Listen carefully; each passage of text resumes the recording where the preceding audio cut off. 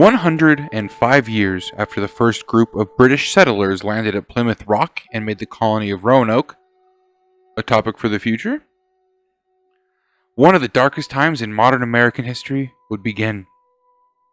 Near the shores of colonial Massachusetts, a nightmare was unraveling in the township of Salem. The year is 1692, and for the next year and 3 months, more than 200 people were accused of, 30 found guilty of, and 20 died due to accusations of witchcraft. Welcome to Conspiraseed. Witch trials had been popular across Europe, however, had faded out across much of the continent.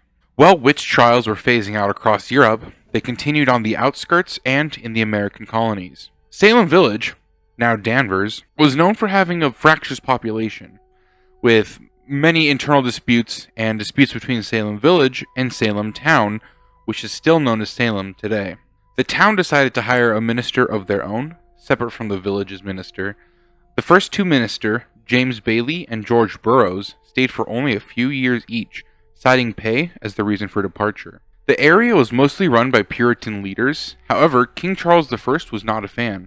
While both Puritanism and the Church of England shared a common influence in Calvinism, Puritans opposed many of the traditions of the Church of England.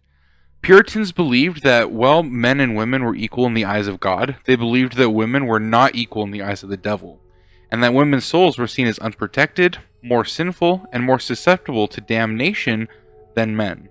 Due to this, the majority of people accused and convicted of witchcraft were women, about 78%. A simple quarrel among neighbors often ended in allegations of witchcraft. Women who didn't conform to the norms of Puritan society were more likely to be targeted as a witch, especially those who were unmarried or had no children. With a little bit of the background out of the way, let's get into the series of events. In February of 1692, Betty Paris and her cousin Abigail Williams, both related to the current reverend of the town, Samuel Paris, began to have fits that were, quote, beyond the power of natural disease, as stated by the minister of the nearby town Beverly, John Hale. The former minister of Salem Village, Reverend Lawson, was an eyewitness to the girls' behavior and said that they screamed, threw things, made strange noises, crawled under furniture, and contorted themselves into strange positions. The two girls complained of being pinched or poked with pins, and a doctor couldn't find any physical evidence of illness in the girls. Other young women in the village began to show similar behaviors, and when Reverend Lawson was preaching as a guest, he was interrupted several times by outbursts of the affected. The first three people who were accused and arrested on the grounds of witchcraft were Sarah Good, Sarah Osborne, and Tituba, with Tituba being the first. Being the only person of the three not to be named Sarah, Tituba was actually a slave who was brought from Barbados. It's theorized that Tituba had told the girls of voodoo and witchcraft before the accusations. She was the first person to confess to practicing witchcraft in Salem. Initially, she denied any allegations of witchcraft, but later confessed to making what's called a witch cake, a confession that was only made, however, after she was beaten. Tituba also said she spoke with the devil, and that he ordered her to worship him and to hurt the children of Salem. Later, when questioned, Tituba said that she learned about occult activities from her mistress in Barbados, who had taught her how to ward herself from evil and to reveal the cause of the evil. Since the wards are not supposed to be harmful, Tituba said that while she had practiced in some occult rituals, she was not a witch.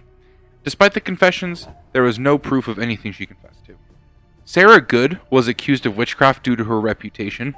She was accused of rejecting Puritan ideals in a Puritan society, of self-discipline, and she chose to scorn children instead of leading them towards the path of salvation. Sarah Osborne was accused of witchcraft because the Puritans believed that she had her own self-interests in mind instead of that of the community, and she remarried a servant, which was frowned upon, and had rare church attendance. Later, Martha Corey, Dorothy Good, and Rebecca Nurse were accused of witchcraft as well. Dorothy Good was the daughter of previously accused Sarah Good, and was only 4 years old when she was accused. When pressured and questioned, her answers were construed as a confession that implicated her mother, Sarah. Martha Corey had been skeptical about the credibility of the girl's first accusations, which is what drew attention to her in the first place. However, the accusations of her, as well as Rebecca Nurse, kind of riled up the town, as they were both seen as full-fledged members of the church in Salem, and if such upstanding people could be witches, then anyone could be a witch. When Sarah Cloyce, Rebecca Nurse's sister and another Sarah, and Elizabeth Proctor were arrested, they were brought before two magistrates who were on the governor's council. Also present for the examination were the deputy governor and his assistants. During the procedure, John Proctor, Elizabeth's husband, was also arrested due to his objections of the questioning. Within a week, even more were arrested. Giles Corey, Abigail Hobbs, Bridget Bishop, Mary Warren, and Deliverance Hobbs were all arrested and questioned. Abigail, Mary, and Deliverance all confessed to being witches and began naming other people as their accomplices, which in turn caused more arrests. The following were arrested based on their confessions: William Hobbs, Nehemiah Abbott Jr., Mary Easty, Edward Bishop Jr., Mary English, and two more Sarahs, Sarah Wilds and Sarah Bishop, bringing our total Sarah count to 5. You're probably wondering why they would have confessed to being witches. If you confessed to being a witch, you would serve time in jail, but you would not be executed. If you were found guilty of being a witch via a trial, you would be hanged. A lot of people were confessing to being witches to save their own lives. Mary Easty was actually released a few days after her arrest because the accusers failed to confirm that it was her who had afflicted them. However, she was arrested again when the accusers reconsidered. So basically, they were like, nah, it's not her, and they let her go, and they said, no, we're just kidding, it is her, so they brought her back. Nehemiah Abbott Jr. was also let go and not rearrested. With more people confessing to witchcraft to have their lives spared, more people were also naming accomplices. So, Reverend George Burroughs, Lydia Dustin, Sarah Martin, Dorcas Hoare, Philip English, and you guessed it, another Sarah, Sarah Moray, were all arrested. A special court was ordered to prosecute the cases of those who were in jail. Warrants were issued for the arrest of more people, and Sarah Osborne, one of the first 3 people accused, died in jail on May 10, 1692. 36 more people were arrested, and examinations were still taking place in Salem. Ann Sears, Bethiah Carter Sr., Bethiah Carter Jr., George Jacobs Sr., Martin Jacobs, John Williard, Alice Parker, Ann Withridge, Elizabeth Colson, Elizabeth Hart, Thomas Farrar Sr., Roger Toothaker, Susan Roots, Mary DeRich, because if you can't eat them, marry him, Elizabeth Carey, Martha Carrier, Elizabeth Dostick, Wilmot Red, Elizabeth Howe, John Aiden, William Proctor, John Flood, Mary Toothaker, Margaret Toothaker, Arthur Abbott, and 6 more Sarahs. Sarah Dustin, Sarah Buckley, Sarah Proctor, Sarah Bassett, Sarah Pease, and Sarah Rice were among those who were arrested. The court convened on June 2nd, 1692, with the new lieutenant governor as chief magistrate. Bridget Bishop's case was the first to be brought to the jury.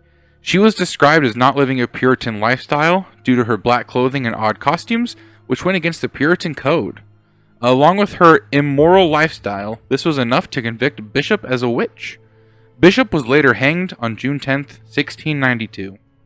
After the execution, the court adjourned for 20 days while it got advice from New England's most influential ministers. Well, on this break, Roger Toothaker died in prison on June 16. Once reconvened, Sarah Good, Elizabeth Howe, Susan Martin, Rebecca Nurse, and Sarah Wilds all went to trial.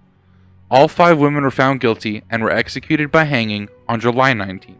In August, George Burroughs, John Williard, Martha Carrier, Elizabeth Proctor, John Proctor, and George Jacobs Sr. were all found guilty of witchcraft.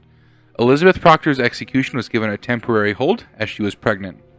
The others were executed on August 19th. September did not cause any slowdown in the trials, as 18 more people were indicted. 4 pled guilty, 11 were tried and found guilty, and Giles Corey refused to plead. That was despite him being tortured. He actually died during the torture to try to make him confess. They put like a plank of wood over his body and put stones on it, and in what might be one of the coolest acts of rebellion in history, every time they would put a new stone on him and say, confess to being a witch, Giles Corey would look him in the eye and say, more weight. On September 22nd, 8 more people were executed. Oddly enough, Dorcas Hoare was given temporary reprieve due to the support of several ministers. Mary Bradbury escaped with the help of her friends. She was like 77 at the time, too.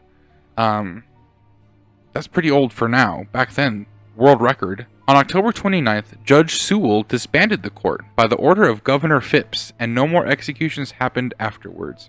It might be coincidence. I doubt it, but Governor Phipps's wife was scheduled to be indicted the next day.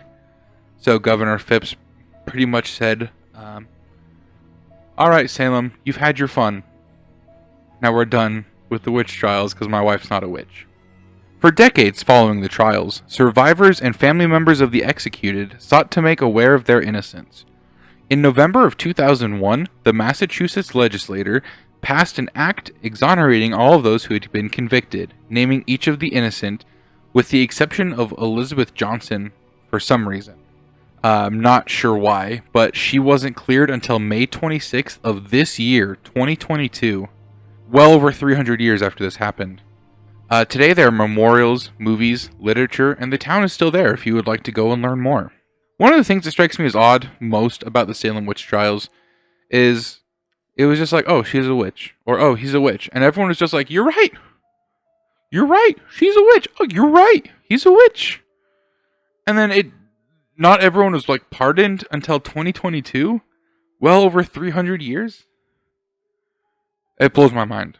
I just went over a brief synopsis of the Salem Witch Trials. If you would like to learn more, feel free to Google it yourself, or you can check out your local library for more information.